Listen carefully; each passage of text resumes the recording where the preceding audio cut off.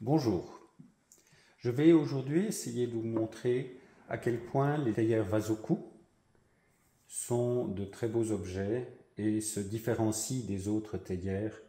Vasoku est la marque de la fonderie Kikuchi qui se trouve à Yamagata dans le nord du Japon et qui a été fondée en 1604. Aujourd'hui, la 15e génération, représentée par le maître Kikuchi au judo, est toujours présente à Yamagata et nous avons eu le plaisir et la joie de pouvoir le rencontrer. Il nous a montré comment il procédait, à quel point tout le travail était un mélange de l'art ancestral et de l'application d'un environnement un peu plus moderne, mais il a gardé toujours une grande partie de travail manuel et un soin extrêmement pointu de tous les aspects qui font cette théière et qui en font un objet magnifique. Au niveau de la matière première,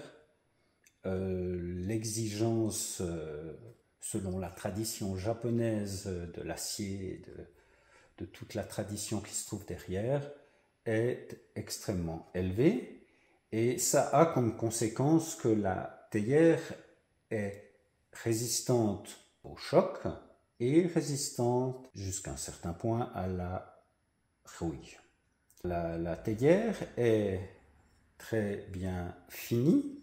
En particulier, nous avons un vernissage qui se fait sous le couvercle et dans la théière, qui est extrêmement fin et fait avec un mouvement très élégant et très précis par l'artisan. Nous avons aussi un bec qui est très finement fini et qui coule merveilleusement. Nous avons la peinture qui a été appliquée après avoir été...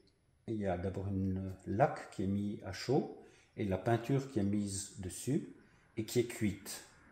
Cela lui donne une structure remarquable et une très bonne adhérence sur la fonte. Pour que cet objet vous dure longtemps, plusieurs générations, pourquoi pas, vous pouvez simplement en prendre soin, faire en particulier attention à ne pas la laisser humide, c'est-à-dire qu'après utilisation, vous devez bien la sécher et nous vous conseillons de ranger le couvercle et le filtre séparément de la théière. Les endroits les plus sensibles d'une théière comme celle-ci sont en effet autour du couvercle, les attaches des anses et le dessous de la théière.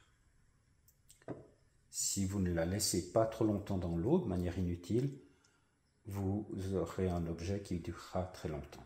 Vous pourrez apprécier tout le travail et la force qu'ont donné ces artisans exceptionnels dans cet objet magnifique.